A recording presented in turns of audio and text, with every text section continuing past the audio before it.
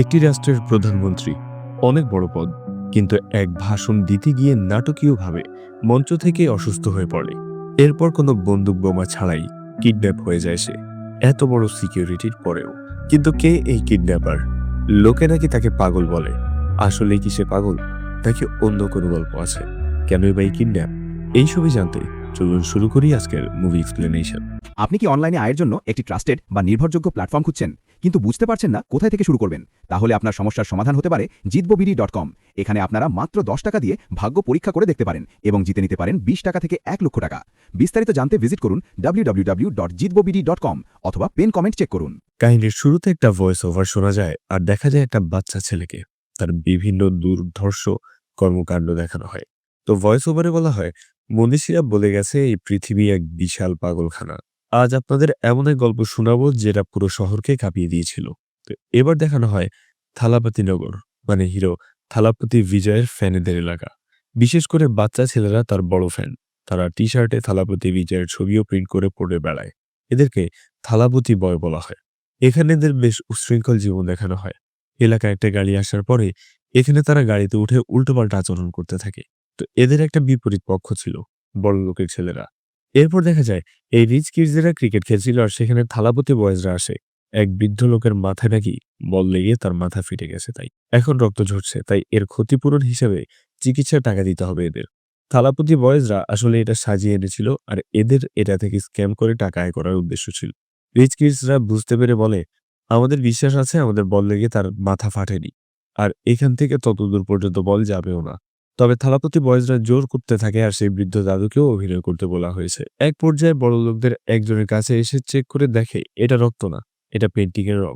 এবার তো ধরা খেয়ে দাদু চলে যায়, কারণ তার থেকে লাভ নেই। থালাপতি বয়েজ তো লস প্রজেক্ট করে ফেলে। রিচ কিডসরা বাহাদুরি করে তাদের টিম মেম্বারদেরকে নিয়ে সেখানে সবাইকে বলে যে তারা তাদেরকে বোকা বানিয়েছে। এরপর থালাপতি বয়েজরা চলে যাচ্ছিল, কিন্তু তাদের লিডারের মাথায় একটা প্ল্যান আসে।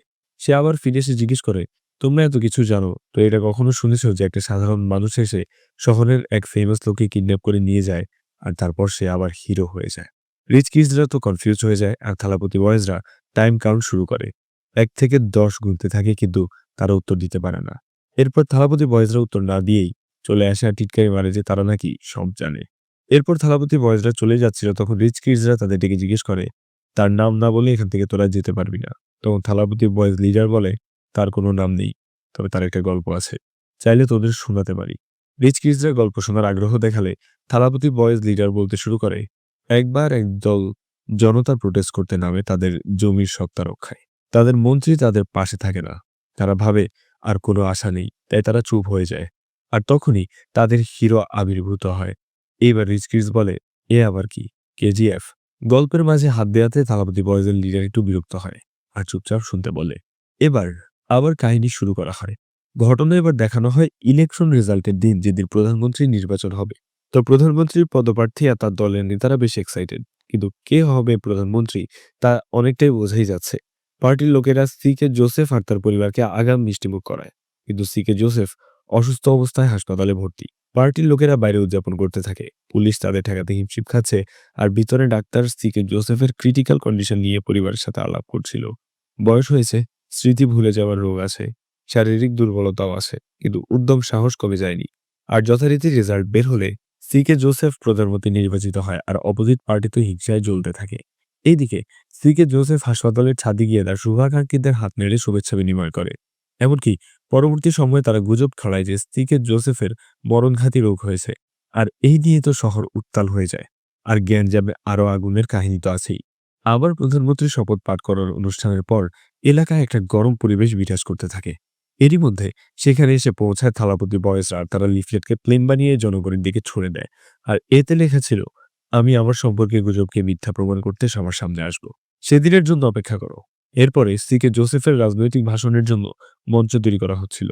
ট্রাকে করে পুলিশ আসে আর পুলিশ সিকিউরিটি পার্টির লোকেরা সব মিলিয়ে কড়া নিরাপত্তার ব্যবস্থা করতে থাকে। এইখানে পুলিশ অফিসার দেব আর অ্যাসিস্ট্যান্ট অফিসার আশকারকে দেখা যায়, সাথে আরো কনস্টেবলরা নিরাপত্তার বিষয়ে আলাপ করতে থাকে।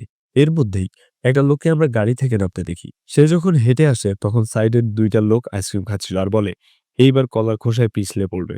কিন্তু লোকটা এসে সেখানে থেমে যায় আর বলে, এইসব শুধু গল্পেই হয়, এরপর লোকটা একটা বিল্ডিংয়ে যায় আর সবার সাথে মজা করে কথা বলতে থাকে। এরপর উপরতলায় একটা রুমে দুজন কথা বলছিল। তাদের সাথে গিয়েও পরিচিতদের মতো কথা বলে, কিন্তু তারা তো অবাক, কারণ তারা তো একে চেনেই না। কিন্তু লোকটা বলে, আরে আমরা তো পুরনো বন্ধু। এরপর লোকটা বেরিয়ে এসে একটা রেস্টুরেন্টে যায় আর খাবার খেয়ে বিল দিতে যায়। বিল ছিল ৯০ টাকা, কিন্তু সে ২০০ টাকার নোট দেয়। আর দোকানি বলে খুচরা নেই। সবাই বড় বড় নোট দিচ্ছে। তো লোকটা সেখানে একটা ছেলেকে ডেকে বলে, তোমার বিল আমি দিয়ে দিলাম। ছেলেটাও অবাক হয়ে বলে, কিসের জন্য দেবেন? এদিকে স্ত্রীকে জোসেফ বের হচ্ছিল গাড়ি নিয়ে বাড়ি থেকে। সে তার পুরনো গাড়ি নিয়ে বের হয়, আর এটা তার প্রথম গাড়ি আর মায়ের নামে নাম। একটা ইমোশন আছে এর সাথে। তো এর মধ্যে তার মেয়ে এসে বলে, বাবা, অপোজিট পার্টি তো গুজব ছড়াচ্ছে তোমার নাকি মরণঘাতী রোগ হয়েছে। স্ত্রীকে জোসেফ তার মেয়েকে বলে, এইসব নিয়ে চিন্তা করিস না। আমি এখন যেখানে যাচ্ছি সেটা আমার জন্য সেফ। আর আমার যদি কিছু হয়, কেউ না কেউ আমাকে রক্ষা করতে আসবে। এবার আমরা আবার সেই কমেডিয়ান লোকটাকে চা খেতে দেখি, আর এদিকে পার্টির এক লোক বাহাদুরি করে বলতে থাকে, আরে আমাকে কেন কেউ টাচ করতে পারবে? আমার কাছে এসব কোনো ব্যাপার না। সাথে সাথে লোকটা গিয়ে সেই বাহাদুরি নিয়ে লোকের কাছে জিজ্ঞেস করে, আপনি নন্দু তাই না? ওই যে ইলেকশনের আগে ২টা লোককে খুন করেছেন আর জেলে গিয়েছিলেন? আরে আমি তো আপনার ফ্যান। এই বলে চায়ের কাপ তার হাতে ধরিয়ে দেয়। মানে পুরো এই অদ্ভুত একটা কারবার। তো যাই হোক, লোকটা নন্দুকে জিজ্ঞেস করে খুদের প্রসেস সম্পর্কে বলতে। নন্দু বলে, আরে ব্যাপার নেই সব। মাথা ঘাট ধরে তরমুজের মতো মনে করবা আর ফালি করে ফেলবা। আর পায়ের ব্যাপারে মনে করবা সবজি কাটার মতো। এরকম কথা তার কাছে শুনতে শুনতে লোকটা চলে যায়। তখন নন্দু তার রেখে যাওয়া চা নিজের মনে করে খেতে থাকে। তো এরপর স্ত্রীকে জোসেফ আসে গাড়ি নিয়ে। সবাই তাকে ঘিরে ধরে। পুলিশ পর্যন্ত হিমশিম খাচ্ছিল লোক ঠেকাতে। তো এরই মধ্যে সেই কমেডিয়ান লোকটাকে দেখা যায়। সে এমন আচরণ করে যেন প্রধানমন্ত্রীর বিরাট ফ্যান সে। এরপর প্রধানমন্ত্রী মঞ্চে গিয়ে বসে। লোকটা তার জন্য ডাবের পানির ব্যবস্থা করে আর লোক দিয়ে পাঠায়। স্ত্রীকে জোসেফ সেটা পান করে। এরপর তাকে মঞ্চে বক্তৃতা দিতে বলা হয়। তার মঞ্চে তার জ্বালাময় বক্তৃতা শুনে সবাই উজ্জীবিত হয়ে ওঠে। প্রধানমন্ত্রী আর তার পার্টির জয় জয়কার হতে থাকে। এরই মধ্যে হঠাৎ সে অসুস্থ হয়ে পড়ে যায় আর দ্রুত তাকে হাসপাতালে নেয়ার ব্যবস্থা করা হয়। তখন সেই লোকটা আবার প্রধানমন্ত্রীর ব্যক্তিগত গাড়ি নিয়ে আসে আর তাতে করে হাসপাতালে নিয়ে যাচ্ছিল। হাসপাতালে নেয়ার পথে গাড়িতে ড্রাইভারের পাশেই বসে সেই লোকটা, আর তার পাশে নন্দু। লোকটা নন্দুর সাথে আরো আলাপ জমিয়ে নেয় আর বলে, পিছনে প্রধানমন্ত্রীর সাথে দুইজন কিন্তু অপোজিট টিমের, আর এরা সুযোগ নিয়ে গুজব ছড়িয়ে দেবে। এর কিছুক্ষণ পরেই দুজনকে গাড়ি থেকে ধাক্কা দিয়ে বের করে দেয়া হয়। আর আরো কিছু সময় চলার পরে বাকি দুজনকেও বের করে দেয়া হয়। আর প্রধানমন্ত্রীর স্ত্রীকে জোসেফকে নিয়ে তারা চম্পট দেয়। মানে লোকটা ইনোসেন্ট ভাব দেখিয়ে প্রধানমন্ত্রীকে কিডন্যাপ করে নিয়ে গেল বলা যায়। এই খবর যখন ছড়িয়ে পড়ে তখন সবাই তো অবাক। সবার মাঝের থেকে এইভাবে কেউ প্রধানমন্ত্রীকে কিডন্যাপ করে নিয়ে গেল কিভাবে? নিউজ চ্যানেলে হেডলাইন হয়ে যায়, পুলিশ হয়রান হয়ে পড়ে, এমনকি সেই লিফলেট বিতরণ করেছে কারা তাও জানা যায় না। আর এইদিকে তাদের গাড়ির পেছনে পুলিশের গাড়ি যেতে দেখা যায়। লোকটা বলে, পেছনে পুলিশের গাড়ি আসছে, দেখতে হবে কাকে কিডন্যাপ করেছি। এরপর তো নিজেদের গাড়িতে বোম সেট করে প্রধানমন্ত্রীকে চুপ রাখার চেষ্টা করে। আর প্রধানমন্ত্রী তো শারীরিক কষ্টে কাতরাতে থাকে। এরই মধ্যে দুইবার লোকটাকে থামাতে যায়, কিন্তু প্রথমবার সিগারেটের ছ্যাঁকা, দ্বিতীয়বার ঘুষি মেরে তাকে সোজা করা হয়। শেষ পর্যন্ত অজ্ঞান করার স্প্রে দিয়ে তাকে অজ্ঞান করা হয়। তখন লোকটা বোম মেরে পেছনের গাড়ি উড়িয়ে দেয় আর তারা গাড়ি নিয়ে চলতে শুরু করে। এইবার হোম মিনিস্টারের অফিসে পুলিশ টিম এটা নিয়ে আলাপ করতে থাকে। কিভাবে এই ঘটনা ঘটলো আর দ্রুত এর একটা সমাধান বের করার জন্য হোম মিনিস্টার সবাইকে তাড়া দেয়। এদিকে আমরা একটা মেডিসিন শপ দেখি, যেখানে এক মহিলা কিছু মেডিসিন কিনছে। এরপর বাইকে চড়ে একটা কাপল সেখানে আসে কিছু কিনতে। এখন সেখানে প্রধানমন্ত্রীকে কিডন্যাপ করে আনা লোকটা গাড়ি দাঁড় করিয়ে মহিলাকে ডাক দেয়। মহিলার নাম ভবমণি। তো মণি পাশের ছেলেটাকে গাড়িতে জিনিস তুলে দিতে বলে। সে রাজি না হলে ছুরির ভয় দেখিয়ে কাজ করিয়ে নেয়। আর যাবার সময় তারা দেখিয়ে দেয় যে তারাই প্রধানমন্ত্রীকে কিডন্যাপ করেছে। দোকানদার সহ সেই কাপল তো পুরো শকড হয়ে যায়। এদিকে দেবজি থানায় ফিরে এসে দেখে লোডশেডিং, কারেন্ট ফিউজ প্রবলেম। দ্রুত ঠিক করতে বলে ভেতরে গিয়ে দেখে এক অফিসার গান শুনছে আরামসে। দেবজি তাকে এক ধমক দিয়ে তোলে। সেই অফিসার জানায় এই কেস নিয়ে অনেক ফেক কল আসছে, তাই রিসিভ করাই বাদ দিয়েছে। দেবজি বলে, একটা কলও যেন মিস না যায়। এবার সেখানে কারেন্ট ঠিক হয়ে যায় আর সবাই স্বস্তি পায়। এরপর আবার হোম মিনিস্টারের অফিস দেখা যায়। হোম মিনিস্টার বের হয়ে কালেক্টর মোহন দাসকে এই কেসের ব্যাপারে জোরদার কাজ করতে বলে, কারণ কিডন্যাপ যে হয়েছে সে সাধারণ কেউ নয়, প্রধানমন্ত্রী। পরের দৃশ্যে দেখা যায় থানায় কেউ কল করে জানায় প্রধানমন্ত্রীর গাড়ি পাওয়া গেছে। এইবার পুরো পুলিশ টিম নিয়ে নদীর একদম শেষ পাড়ে এসে গাড়িটা পায়। প্রাথমিকভাবে চেক করে এখন একটা ডাইপার পায় শুধু। সবাই তো হতাশ, এর জন্য এত দূর আসা লাগলো। বম্ব স্কোয়াড নিয়ে ভালো করে চেক করে তারপর দেখে সেরকম কিছু নেই। তবুও ফরেন্সিক তদন্তের জন্য পাঠানোর কথা বলে। এর মধ্যে সেখানে এসে উপস্থিত হয় জোসেফের একমাত্র ছেলে নোবেল। নোবেল আসার সাথে সাথে পুলিশ অফিসার আর অন্যরা শকড হয়ে যায়। নোবেল ইনভেস্টিগেশন ডিপার্টমেন্টে জব করে, আর যেটার অফিস দিল্লিতে, কিন্তু নোবেল আসছে চেন্নাই থেকে। দেবজি বলে, নোবেল মনে হয় খবর শুনে চেন্নাই থেকে মিসাইলে করে এসেছে। নোবেল আসার পর পুলিশ কমিশনার দেবজি আসকার আর কালেক্টর মোহন দাসের সাথে তাকে পরিচয় করিয়ে দেয়। নোবেল কাজের আপডেট চায়, তো আসকার তাকে ডায়পার ভাবার কথা বলে। আর এই সামান্য জিনিস পাওয়ায় নিজেদের কাছে নিজেরাই তারা লজ্জিত। নোবেল তো রিল্যাক্স হতে বলে, তাকে দেখে সবাই যেন অ্যাকশন মোডে চলে গেছে এমনটাই তার মনে হয় বলে মজা করে। এরপর জিজ্ঞেস করে ইনফরমেশন কে দিয়েছে। তখন পুলিশ কমিশনার চিৎকার করে জিজ্ঞেস করে ইনফরমারটা কে। ভিড়ের মধ্যে একটা ছেলে বলে সে ইনফরমার, তাকে ধরে নোবেলের কাছে আনা হয়। নোবেল তার নাম জিজ্ঞেস করে, এরপর জিজ্ঞেস করে সে কি দেখেছে। ছেলেটার নাম সিজো, আর সে সিগমা মেল। তার নাকি মুড সুইং প্রবলেম আসে। মুড সুইং হলে সে পাহাড়, ব্রিজ, নদীর পাশে উঁচু জায়গায় গিয়ে দাঁড়িয়ে থাকে। তো এমনই কাল দাঁড়িয়েছিল আর সেখানে একটা গাড়ি দেখে, তার কাছে অস্বাভাবিক লাগে আর তখন তার নিউজের কথা মনে পড়ে। তাই সে থানায় ফোন করে কিন্তু কেউ ধরে না। তার মুড সুইং আরো বিগড়ে যায়। এক পর্যায়ে একজন কল ধরে আর সে সব বলে রেখে দেয়। দেবজি জিজ্ঞেস করে সে কি দেখেছে। সে বলে জোসেফ স্যারকে দেখেছে, সাথে একটা মহিলা, বয়স ৫০-৫৫ হবে, আরেকটা লোক যার চেহারা ক্লিয়ার দেখতে পায়নি। দেবজি জিজ্ঞেস করে এরপর সে কি করলো। সিজো বলে সে লুকিয়ে দেখছিল কি করে তারা, কারণ এই জায়গাটা নাকি আসলে হন্টেড। অনেকেই এখান থেকে লাফ দিয়ে আত্মহত্যা করে, তবে তারা এখান থেকে হয় নদীপথে বা গাড়িতে করে পালিয়েছে। আজকার সাথে সাথে খোঁজ নিয়ে আসে, এখান থেকে দুইভাবে পালানো যায়। দেবজি তাকে সাইডে নিয়ে গিয়ে বলে লোকের কথায় কান না দিয়ে আমাদের সঠিক তথ্য খুঁজে বের করতে হবে, আর উল্টোপাল্টা খবর যেন না আসে, নিউজে ফাঁস না হয় সেটা দেখতে হবে। নোবেল তার ঘটনাস্থল চেক করতে যায়, পরক্ষণে তারা ফিরে তাকিয়ে দেখে সিজো নেই। দেবজি বলে ছেলেটা আমাদের ভুল পথে নিয়ে গেছে মনে হয়। নোবেল বলে সে সঠিক পথে গিয়েছে আর তার কিছু বলার ছিল, তাই সে বলতে বলতে আসছে আর চলে গেছে। কিন্তু এখন শত্রুপক্ষের কোনো কাজ সফল হবে না, কারণ তাদের সাহায্য করার বয়স হয়ে গেছে। এই বলে নোবেল একটা মুড নিয়ে হেঁটে যায়। এক অফিসার তো বলে আহা কি স্পিরিট, এজন্যই ইনি আমার আইডল। এরপর নোবেল সবাইকে নিয়ে চলে আসে পুলিশ স্টেশনে। সবাই ভেতরে যায় কিন্তু দেবজি যায় না দেখে আসকার তার কাছে এসে জিজ্ঞেস করে আপনি যাবেন না স্যার। দেবজির আসলে নোবেলের এই অ্যাটিটিউড পছন্দ হচ্ছে না, তাই আপাতত সে যাবে না। আসকার বলে ঠিক আছে স্যার, আপনি সময় নিন। এরপর ভেতরে এসে নোবেল কিছু অফিসারদের বেশি নিয়ে টিম বানায় আর তাদের বলে পুলিশের পোশাক ছাড়া নর্মাল পোশাক পরে তাদের সাথে তদন্তের কাজে যোগ দিতে। থানার কিছু পুলিশের কাছে নোবেল বেশ কনফিউজ চরিত্র হয়ে যায়। এরপর নোবেল তার টিম নিয়ে বেরিয়ে পড়ে তদন্ত করতে। প্রথমেই ট্রাফিক মোড়ের সিসিটিভি নিয়ে কথা ওঠে, কিন্তু একজন বলে ক্যামেরাগুলো সেভাবে কাজ করে না। এরপর ডগ স্কোয়াড নামানো হয়, কুকুরগুলো গ্রান নিয়ে একটা জায়গায় যায় যেখানে ম্যাপের মতো কাগজ পাওয়া যায়। সেটা নিয়ে সবাই রিসার্চ করতে শুরু করে। এইখানে দেবজি জিজ্ঞেস করে তারা যদি বর্ডার ক্রস করতে চায় তাহলে কত সময় কি লাগবে। আসকার বলে রাস্তার যে অবস্থা তাতে ৬০-৭০ কিলোমিটার বেগে চালানো যেতে পারে, সময় বেশি নাও লাগতে পারে। এরপর আমরা দেখি একটা মাঠের মধ্যে দিয়ে উঁচু নিচু পথে একটা জিপ যাচ্ছে, আর এই জিপে করে যাচ্ছেন জোসেফ, ভবমণি আর কিডন্যাপ করা ছেলেটা, যার নাম রাম। তো রাম এখানে একটা পাবলিক টয়লেটের সামনে দাঁড়ায় আর বাথরুমে গিয়ে তিনজনের ড্রেস চেঞ্জ করে অন্য রঙে বের হয়। রাম হাতে একটা পিস্তল নিয়েছিল। তো এরপর পাবলিক টয়লেটের লোকটাকে টাকা দিয়ে ফেরার সময় রাম জিজ্ঞেস করে একে চেনো, এ হচ্ছে এই দেশের প্রধানমন্ত্রী। লোকটার প্রথমে চেনা চেনাই লাগছিল আর এখন সে কনফার্ম হলো।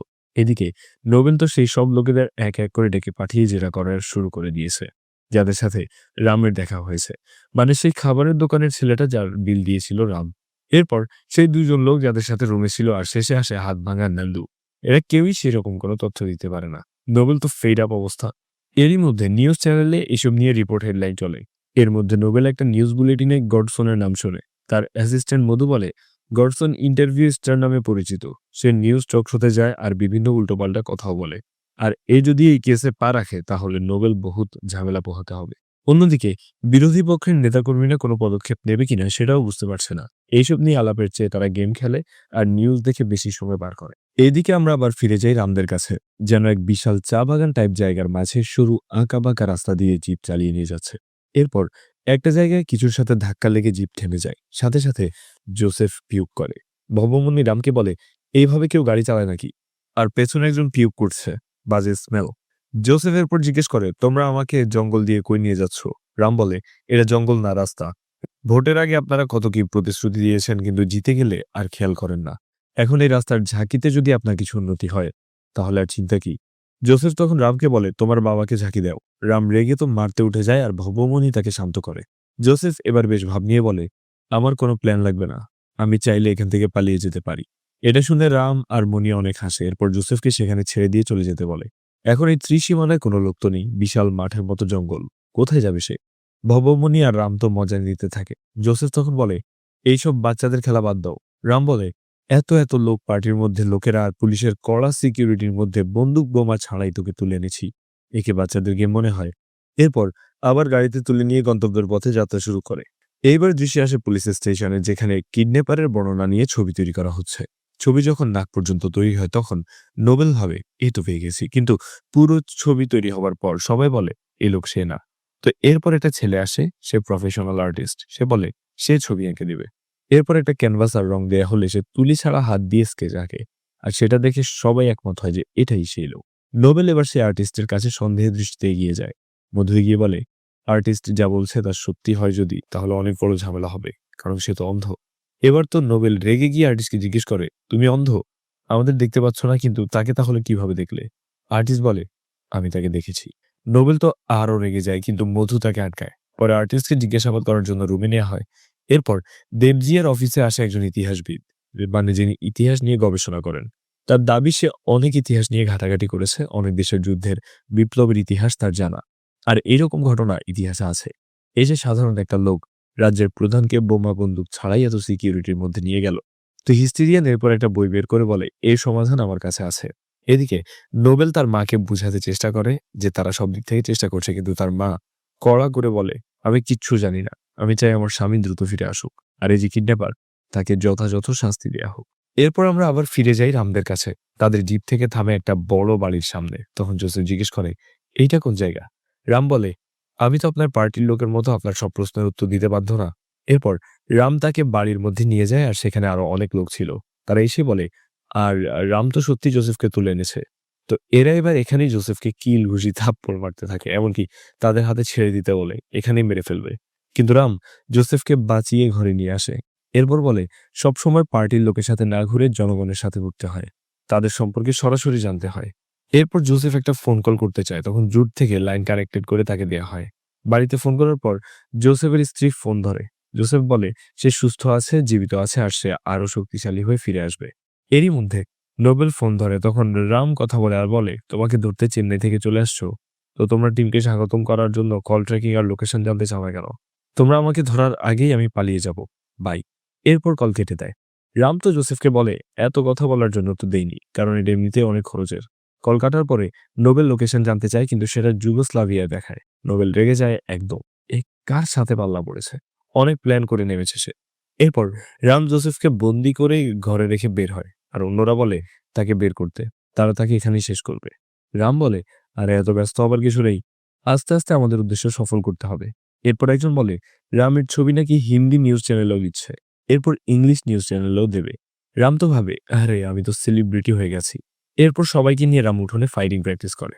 তখন জোসেফ ঘর থেকে সেগুলো দেখে, আর ওখানে একটা ধুতি গেঞ্জি পেয়ে সেটা পরে বের হয়। এরপর জোসেফকে দেখে সবার রক্ত আবারও গরম হয়ে ওঠে। এক এক করে মারতে আসে, কিন্তু জোসেফ তাদেরকে মেরে খাত করে দেয়। অন্যরাও এগিয়ে যায়, কিন্তু রাম আটকে দেয়। পরে জোসেফ রামের কাছে এসে বলে আমি চাইলে তোমাদের গ্যাংকে মেরে চলে যেতে পারি, কিন্তু তাতে তুই পালিয়ে যাওয়ার সুযোগ পাবি।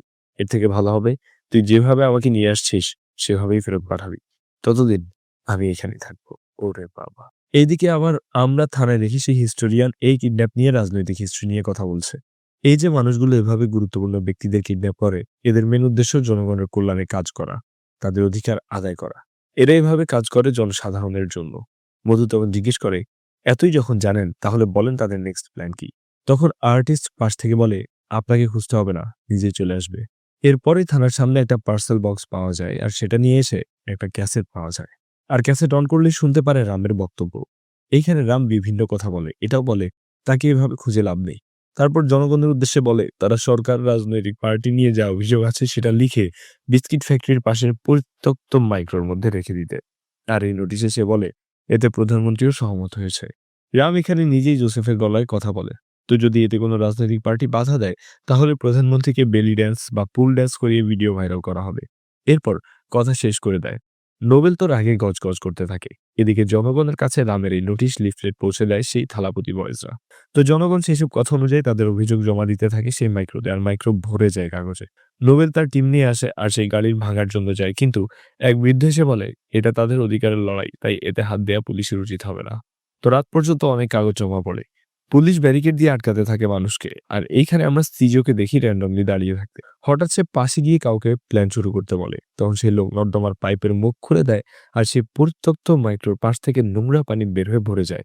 নোবেল আর তার দলবল কিছু বোঝার আগেই ককটেলের ধোঁয়া বিস্ফোরিত হয়, আর কেউ এই মাইক্রো তাদের গাড়িতে হুক লাগিয়ে টেনে নিয়ে যেতে থাকে।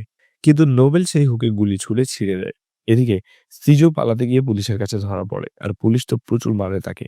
অন্যদিকে সেই গাড়ির পেছনে প্রায় 25 থেকে 30টা পুলিশের গাড়ি ফলো করে শহরের রাস্তা দিয়ে যেতে থাকে। সিজোকে তো মারতে মারতে জিজ্ঞাসাবাদের রুমে আনা হয় আর জিজ্ঞেস করা হয় এই রামের ব্যাপারে। কিন্তু সিজো তো মুখ খুলবে না। আর নোবেল বলে, আমার প্রথম দিনেই সন্দেহ হয় তোর মধ্যে ঘাপলা আছে। আর তোদের ওই লিডার নিজেকে কি ভাবে? আমার নাকের ডগা দিয়ে হিরো হয়ে যাবে? আজই তার দিন শেষ। আজই তার পর্দা ফাঁস। তার পেছনে পুলিশ টিম গেছে। এবার সেই হিস্টোরিয়ান বলে, আপনি এই পুলিশের ফ্যামিলি সম্পর্কে ভাবলেন না? এরপর হিস্টোরিয়ান এসে আর্টিস্টের পাশে বসে আর বলে, তার ডায়লগ ঠিক আছে কিনা? আর্টিস্ট বলে, একদম পারফেক্ট। এই বলে তিনজন উচ্চস্বরে হাসতে থাকে।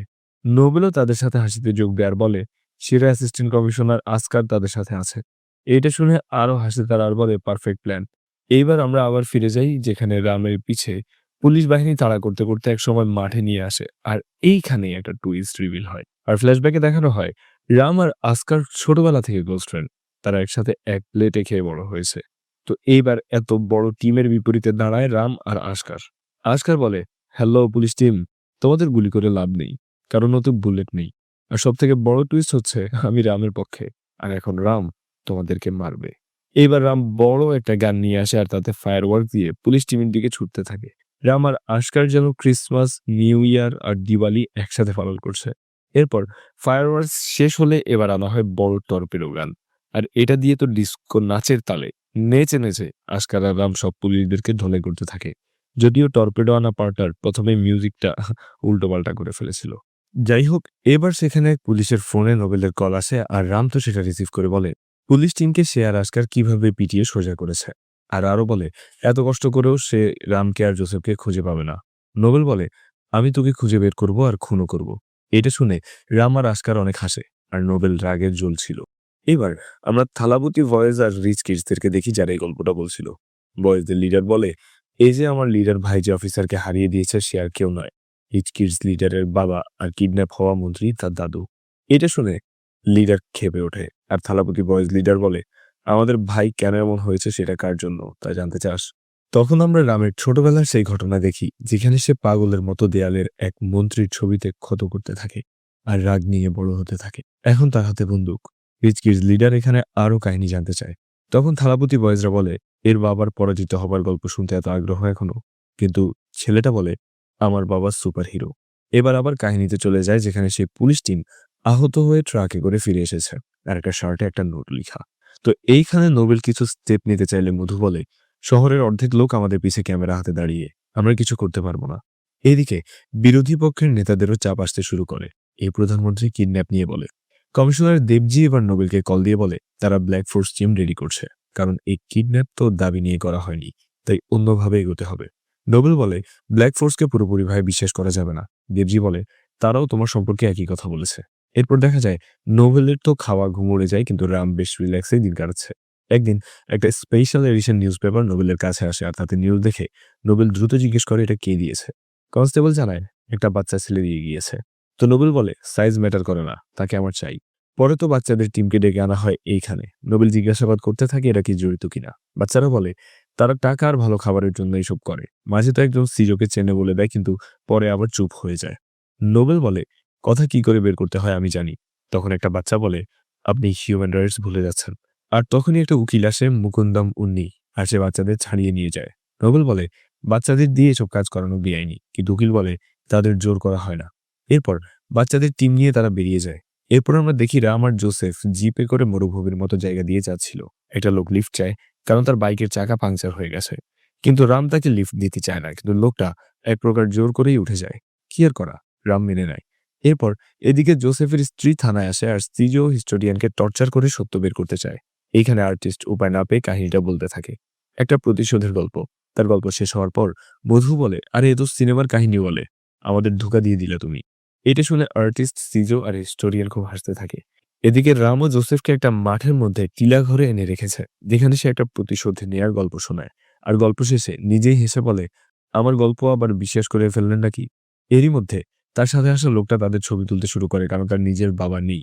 এদিকে জোসেফের স্ত্রী থানার বাইরে আসার সময় ভাবে অনেক সাংবাদিক এসে তাকে ঘিরে ধরবে, কিন্তু এখানে দেখা যায় যে গর্সন আসে সেখানে আর সবাই তাকে ঘিরে ধরে, নানা প্রশ্ন করে, কারণ সেই তো আসল সেলিব্রিটি। কিন্তু এরপর গর্সন ভেতরে আসে আর নোবেল যেহেতু আগে থেকেই জানতো এর চরিত্র, তাই কিছুটা বিব্রত হয়। গর্সন অ্যাসিস্ট্যান্ট তখন বলে, আমার বস পুলিশ হবার জন্য সব টেস্ট দিয়েছে, সে সব বিষয়ে কোয়ালিফাইড। গর্সন তখন বলে সব টেস্ট পাশ করেও তার ভুঁড়ির জন্য রিজেক্ট হয় সে। তো এখানে এক অফিসার বলে তার ভুঁড়ি কমালেই হয়। এইখানে গর্সন কিছুটা রেগে গিয়ে লম্বা চওড়া বানিয়ে দিতে থাকে আর সবশেষে বলে, my life my rules. Nobel এখানে কনফিউজ হয়ে যায়। তখন গর্সন আসল পয়েন্টে আসে আর নোবেলকে বলে, আপনি সবকিছু ধরার পরেও আসল লোকের কাছে যেতে পারছেন না, আমি আপনাকে সাহায্য করতে পারি।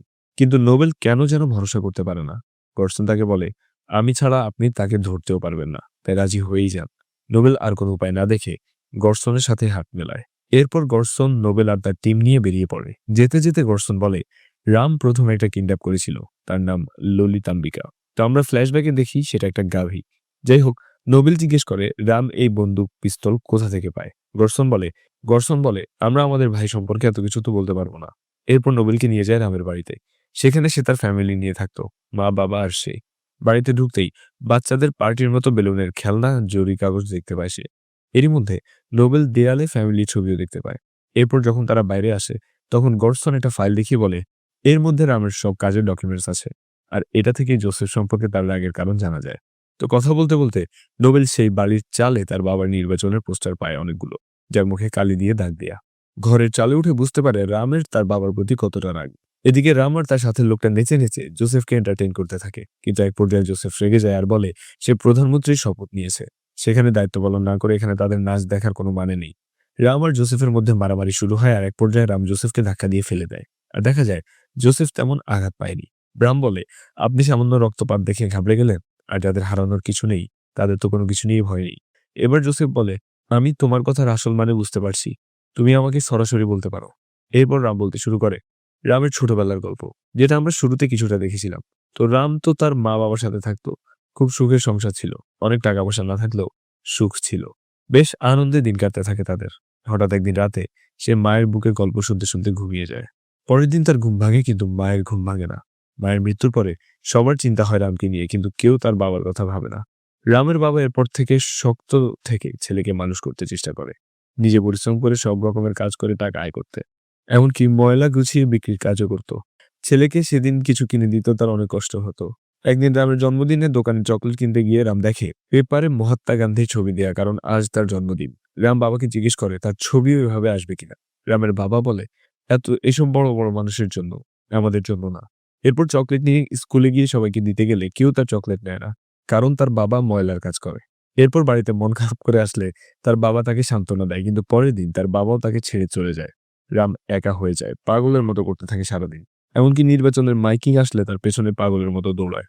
এইভাবে একদিন ভবমণি তাকে বাড়িতে নিয়ে আসে আর সেখানেই মাহির সঙ্গে তার আলাপ হয়। মাহি হচ্ছে সে অন্ধ আর্টিস্ট। তো রামের সাথে তার বন্ধুত্ব হয় তার ট্যালেন্ট দেখে। একটা মানুষ না দেখে এত সুন্দর ছবি আঁকতে পারে কিভাবে। এরপর একদিন চায়ের দোকানের সামনে সিজোর সাথে পরিচয় হয়। তাকে দোকানে বাকিতে খাবার দেয়া হয় না। পরে রাম বলে, আমাকে ১০০ টাকা দিবি, আমি সব ব্যবস্থা করে দিচ্ছি। পরের দিন রাম স্কুলে একটা স্টুডেন্টকে মারে আর এরপর তার জীবন আরো বদলে যায়। তাকে স্কুল থেকে বের করে দেওয়া হয় আর তৎকালীন মন্ত্রী ছিল জোসেফ। সে রামকে অ্যাসাইলেমে দিয়ে দেয়। সেখানে ডাক্তার তাকে টেস্ট করে এক প্রকার পাগল আখ্যা দেয় আর সেখানে সে অন্যদের সাথে বড় হতে থাকে। এরই মধ্যে সিজো প্রায় ২০ বছর পরে জেলে দেখা করতে আসে। প্রথমে রাম চিনতে পারে না, পরে সিজো কাহিনী বলে আর রামের সেই ১০০ টাকার কথা মনে পড়ে যায়। রাম সে ১০০ টাকা চায়, সিজো সেটা দেয় আর রাম যেন ইমোশনাল হয়ে যায়। সে ১০০ টাকা তার কাছে আবেগ। সে সব জায়গায় নিয়ে ঘুরতে থাকে। এরপর সেখানে একটা সেলে দেখা হয় এই হিস্টোরিয়ানের সাথে। হিস্টোরিয়ান নিজেকে মহাত্মা গান্ধীর বন্ধু বলে। রাম জানায় তার জন্মদিন মহাত্মা গান্ধীর সাথে একই দিনে।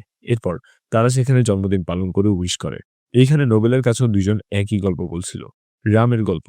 তো হিস্টোরিয়ান প্রায় রামকে ছেড়ে দেওয়ার জন্য গার্ডকে নানা হিস্ট্রিক্যাল গল্প শোনাতো, ম্যানিপুলেট করত। এভাবে একদিন সিজোর দিয়ে ১০০ টাকা ঘুষ দিয়ে রাম গার্ডদের সাহায্যে বেরিয়ে আসে অ্যাসাইলাম থেকে। এরপর একটা বাসে উঠে যায়। সেই বাস তাকে নামিয়ে দেয় আলাদা এক জগতে যেন।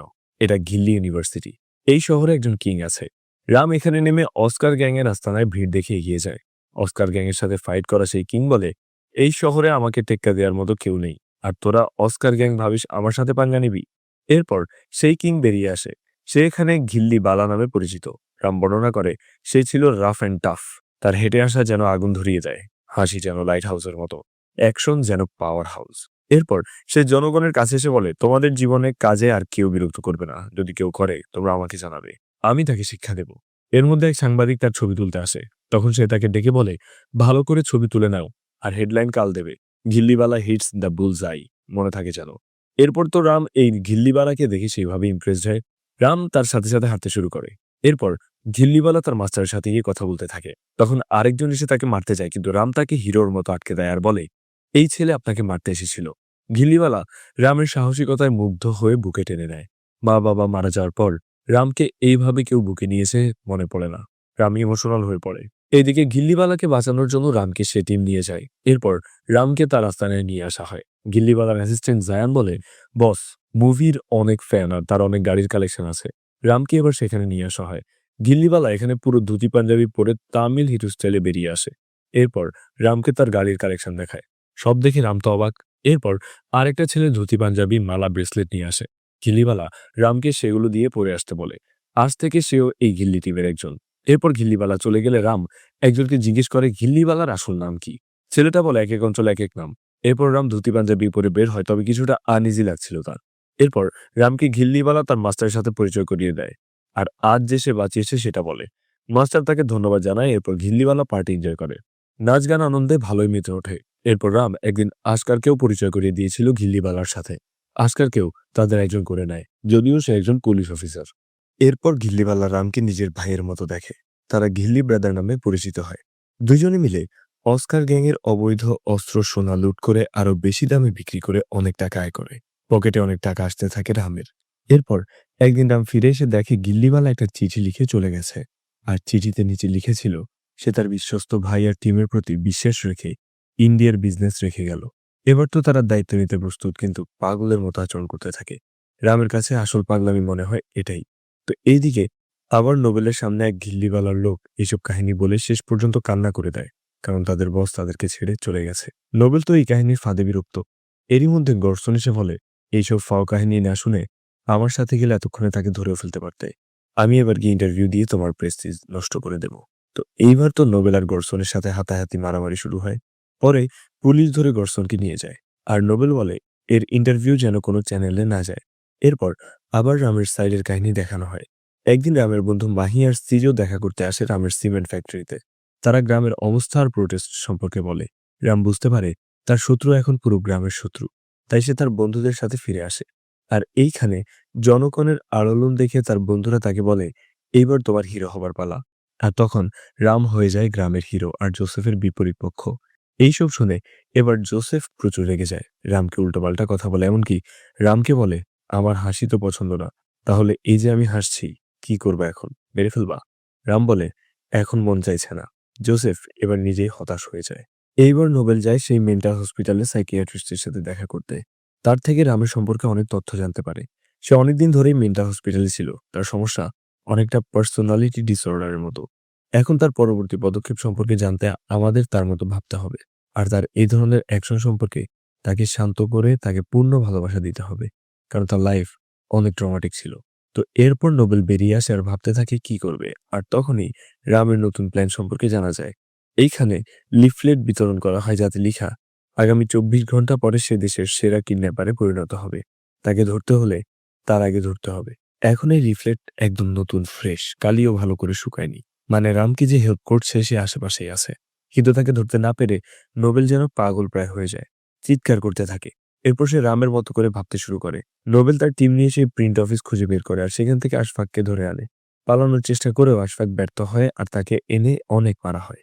সেই সাথে সিজো আর হিস্টোরিয়ানকেও মারা হয়। এরপর তাদের থেকে আসল প্ল্যান বের করার চেষ্টা করে, কিন্তু ব্যর্থ হয়। এরপর একটা বার থেকে মধু নামের একজন আর গ্রামের বাসা থেকে ভবমণিকে তুলে আনে। সবাইকে থানায় আটকে রাখে, কিন্তু তাদের তো প্ল্যান আছে। রাম ঘড়ির কাঁটা মেপে টাইম ঠিক করে রেখেছে। এরপর খাবার দিতে আসা লোকেরাই ছিল তাদের গোপন সাহায্যকারী। তারা এসেই লাইট অফ করে দেয় আর ব্লাস্ট করে রুমের মধ্যে। এতে সবাই পালাবার সুযোগ পায়, কিন্তু মাহি সেখানে আটকে যায়। যেহেতু সে অন্ধ, তাই তাকে ফাঁসানো ইজি হবে বলে পুলিশ মনে করে, কিন্তু সে নিখুঁতভাবে শব্দ শুনে ফাইট করতে থাকে। এভাবে এক এক করে লড়াই করে পুলিশ টিমকে পরাস্ত করে তারা বেরিয়ে আসে। বাইরে এসে তারা গাড়িতে করে পালানোর চেষ্টা করে, কিন্তু মাহিকে নোবেল ধরে ফেলে আর গুলি করে দেয়। সাথে সাথে সবাই মাহির দিকে ছুটে আসে। মাহি তো মারা যায়, সাথে এরাও ধরা পড়ে। এরপর তাদের ফোন বাজেয়াপ্ত করে নোবেল রামের কলের অপেক্ষা করতে থাকে। রাম কল করে আশকারের খবর জানতে চায়। নোবেল তখন বলে, আমি মাহিকে খুন করেছি, কি করবি তুই? এই বলে হাসতে থাকে আর ফোন কেটে দেয়। রাম তো ইমোশনাল হয়ে পড়ে, ভেঙে পড়ে কান্না করতে থাকে। মাহির সাথে তার স্মৃতি মনে করতে থাকে। বন্ধু হারাবার কষ্ট সে তিলে তিলে ভোগ করে। এরপর দেখা যায় নোবেল তার টিম নিয়ে সেই জঙ্গলের বাগানের পথে যাচ্ছিল। এখন দুই রোডে ডানে না বামে কোন দিকে যাবে সে ভাবতে থাকে। এবার তো হেল্প লাগবেই, তাই সে কল করে গডসনকে। গডসন এক্সাইটেড হয়ে বলে, আমার হেল্প তো ঠিকই লাগলো। এরপর নোবেল তাকে জিজ্ঞেস করে কোন রোডে যাবে।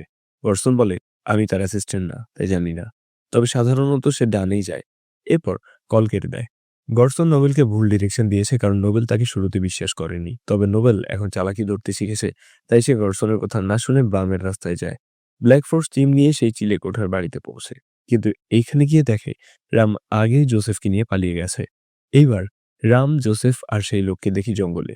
জোসেফ ভালো করে দৌড়াতে পারছিল না। এদিকে লোকটা যখন জানতে পারে রাম প্রধানমন্ত্রীকে কিডন্যাপ করেছে, তখন তো পালিয়ে চলে যায়, কারণ পুলিশ আসছে। এইবার রাম আর জোসেফ গিয়ে দেখে তাদের জিপে আগুন ধরিয়ে দেওয়া হয়েছে। এবার কিভাবে যাবে তারা? তখন দেখা যায় সেখানে ঘিল্লিওয়ালা এসে গেছে বড় একটা ট্রাক নিয়ে। জিপটা ছিল তার প্রিয়, আর সেটা এভাবে জ্বলছে দেখে সে ইমোশনাল হয়ে পড়ে। এরপর রামের কাছে আসে আর জোসেফকে বলে, সাধারণ মানুষের উপর অত্যাচার করলে একদিন সাধারণ মানুষ ক্ষেপে যায়, এটাই স্বাভাবিক। এরপর রামকে জিজ্ঞেস করে এখনো বেঁচে আছে কেন। রাম বলে, আরে এ তো প্রধানমন্ত্রী, একে আমাদের কাজে লাগবে। জোসেফ এবার জিজ্ঞেস করে, এই নতুন বান্দা আবার কে? গিল্লিবালা নিজের নাম বলে, কিন্তু এইখানে কেন আসছে সেটার কাহিনী অনেক বড়, সেটা এখন বলা যাবে না। এবার তো police team, black force team নিয়ে এদিকে আসছে। গিল্লিবালা তার ট্রাক থেকে আরেকটা জিপ নামিয়ে তাতে করে দুজনকে পাঠিয়ে দেয়। রাম তাকে জিজ্ঞেস করে সে যাবে কিনা, কিন্তু গিল্লিবালা বলে, তারা আমার প্রিয় জিপ আগুন দিয়েছে, তাদের আমি আসল আগুনের খেলা দেখাবো। এবার তো জঙ্গলে ঘিল্লিবালা তার আনা সমস্ত অস্ত্র আর বোম নিয়ে লড়াই করতে থাকে। অন্যদিকে পুলিশ টিম রামের জিপের পেছনে ধাওয়া করে। রাম গুলি করে আর বোমা মেরে মিসাইল ছুড়ে তাদের প্রতিহত করতে করতে এগিয়ে যায়। এরপর তো বড় বন্দুক নিয়ে শেষ দুইজন বাইক নিয়ে আসা পুলিশকে শেষ করে। এরপর জোসেফ রেগে জিজ্ঞেস করে, এসব কি পাগলামি হচ্ছে? রাম বলে, এসবের একমাত্র কারণ আপনি। জোসেফ বলে, আমি কি করলাম? রাম তখন বলে, চলুন আমাদের দ্বন্দ্বের ফ্ল্যাশব্যাক দেখাই। রামের মা যেদিন মারা যায় সেদিন জোসেফ ফুল দিতে আসে আর তার মায়ের সম্পর্কে বাজে কথা বলে হাসতে থাকে। সেদিন থেকে রাগ শুরু হয় রামের।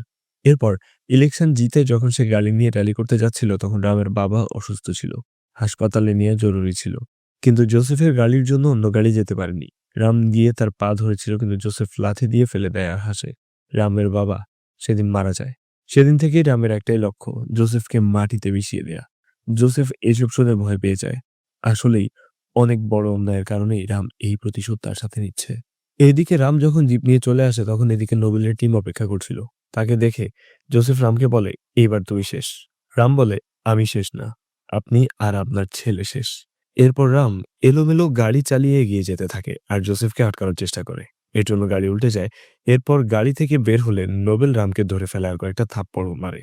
এবার আবার সিন বাচ্চাদের কাছে আসে। নোবেলের ছেলে এবার থালাপতি বয়েজ লিডারকে বলে, এত করে কি হলো? আমার বাবা তো ধরেই ফেললো, আমার বাবাই হিরো। তখন আবার এরা বলে, তোমাদের কাছে সাকসেস মানে খাতায় ফুল মার্ক পাওয়া, কিন্তু আমাদের কাছে অন্য কিছু। এইবার ঘটনাটা অন্যভাবে দেখো। আমরা দেখি গাড়ি অ্যাক্সিডেন্ট করার পর রাম যখন সেখান থেকে আহত রক্তাক্ত হয়ে বেরিয়ে আসে, এদিকে জনগণ তার জয় জয়কার করতে থাকে। রাম ধরা পড়ে ঠিকই, কিন্তু তার মধ্যে একটা স্বস্তি কাজ করে। নোবেল এসে তাকে ঘুষি মারতে থাকে আর এর মধ্যেও সে যেন শান্তি পায়। নোবেল তাকে বলে, আমি বলেছিলাম তুই নতুন জেনারেশনের সাথে পারবি না। রাম বলে, আপনি জানেন না স্যার, এই জেনারেশনকে আমি কিভাবে নাড়িয়ে দিয়েছি। এরপর রামকে তো নেওয়া হয়, কিন্তু সোশ্যাল মিডিয়াতে নিউজ চ্যানেলে হেডলাইন হয়ে যায়, সিকে জোসেফ স্মাগলারদের সাথে জড়িত, তার অনেক কালো টাকা আছে। আর এই সূত্র ধরে জোসেফ যখন বের হয়, তখন আরেকজন পাথর মেরে মাথা ফাটিয়ে দেয়। গর্সন জানিয়ে দেয় ঘিল্লিবালাকে যে মিশন কমপ্লিট। এরপর তো জোসেফকে নিয়ে অনেক কেস হয়। এরপর অপোজিশন টিম সুযোগ পেয়ে যায় আবার প্রধানমন্ত্রী পদে আসা। এরপর সিনে দেখা যায় নোবেলের ছেলে বাসায় ফিরে আসে আর তার ব্যাগে একটা লিফলেট পাওয়া যায়। এতে লিখা আছে, তোমার হাসি মিটিয়ে দিতে আমি আবার আসবো, বদলা আমি নেবই। এরপর সিন চলে যায় একটা অ্যাসাইলেমে, যেখানে এখন রাম আছে। সে একটা সেলে আছে। আর এইদিকে অস্কার গ্যাং লিডার বিদেশ থেকে তার লোক পাঠিয়েছে রামকে মারতে। রামের নাম এই জগতের আড্ডার। তো উইলিয়াম এখন মারার জন্য সেলে যায় আর সেখানে রাম নেই। এরপর দেখা যায় রাম আর ঘিল্লিওয়ালা একসাথে বের হয় আর একটা বিশাল ব্যান্ড পার্টি নিয়ে বের হয়। উইলিয়াম তার বসকে বলে, এইখানে রাম আর ঘিল্লিওয়ালা আছে। তার বস বলে রামকে মেরে ঘিল্লিওয়ালাকে নিয়ে আসতে, কিন্তু ঘিল্লিওয়ালা উল্টো তাদের টিমের একজনকে মেরে ফেলে। এরপর ঘিল্লিওয়ালা আর অস্কার গ্যাং লিডার কথা বলে। অস্কার ব্রাদার তো কমপ্লেইন করে ঘিল্লি ভাইয়েরা তার সব অস্ত্র নিয়েছে। এইখানেই সব শেষ নয়, ঘিল্লি ব্রাদারদের শেষ করতে অস্কার ব্রাদার আবারও আসবে, আর এইখানেই মুভির কাহিনী শেষ হয়।